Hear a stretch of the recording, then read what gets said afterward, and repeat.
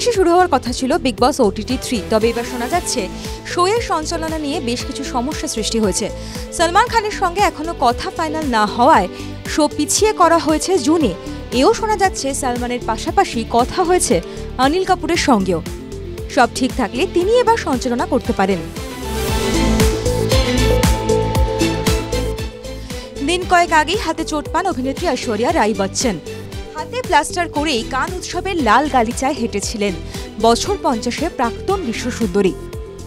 কান চলচ্চিত্র উৎসব থেকে রবিবার সকালে মুম্বাই ফিরেছেন ঐশ্বরিয়া।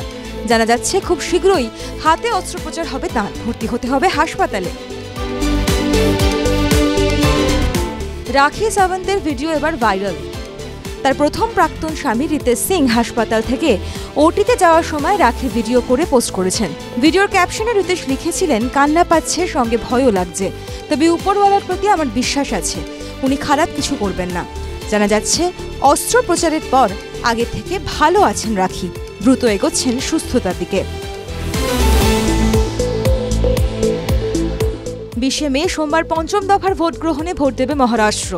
মহারাষ্ট্রে মোট 48টি লোকসভা আসন রয়েছে। তার আগে মুম্বাইয়ে ভোটারদের কাছে বিশেষ আবেদন করেছেন শাহরুখ খান, সলমান খান, অক্ষয় কুমার ও অন্যান্য শিল্পীরা।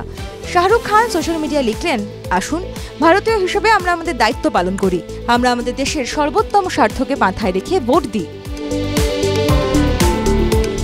টলিপাড়ায় বেশ কয়েকদিন ধরেই গুঞ্জন জুলাই মাসেই নাকি বিয়ে করতে চলেছেন শোভন গঙ্গোপাধ্যায় ও সোহিনী সরকার। কাজের ফাঁকে পুরো দমে নাকি বিয়ের শপিং করছেন নায়িকা। 3 লাখ টাকার হার অর্ডার দিয়েছেন বিয়ের জন্য। এই প্রসঙ্গে সোহিনী বললেন, বিয়েটা হলে হবে, তবে বিয়ে হলে বিয়েটার প্রিমিয়ার কিন্তু হবে না। বিয়ে করছেন ইধিকা পাল, সুখবর দিলেন নিজেই। কি ভাবছেন, সত্যি এমনটা ঘটতে চলেছে? একেবারেই নয়। বিয়ের কনের সাজে একটি ভিডিও পোস্ট করে নিজের বিয়ের কথা মজা করেই জানিয়েছেন তিনি। আর পাত্র সেখানেও রসিকতা করে বলেছেন, শিব মানে মহাদেব। মেয়ের সদ্য রেজাল্ট বেরিয়েছে। আপাতত শুটিং এর ব্যস্ততা নেই অভিনেত্রী শ্রীরেখা মিত্রর, তাই অবসর যাপনে তিনি গেলেন শান্তিনিকেতন। যাওয়ার আগে অবশ্যই তার রসিক মন্তব্য, কোনো বয়ফ্রেন্ড নিয়ে যাচ্ছি না কিন্তু।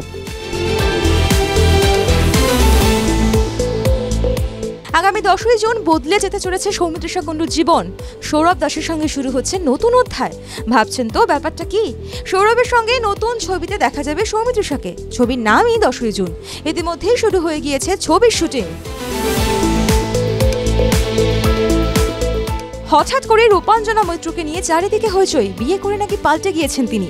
নেটিজেনদের একাংশের মত, স্বামী রাতুল মুখোপাধ্যায়ের কথা না ভেবেই তিনি যা করেছেন তা একেবারেই অনুচিত। রূপাঞ্জনা মানেই লম্বা চুল, এতদিন ধরে এমনভাবেই তাকে দেখে এসেছেন সকলে। সেই রূপাঞ্জনাই সম্প্রতি হানিমুনে যাওয়ার আগে তার ওই বড় চুল কেটে ফেলেছেন। বিয়ের 1 বছরের মধ্যেই এই কাজ, তা নিয়েই চলছে জোর কটাক্ষ।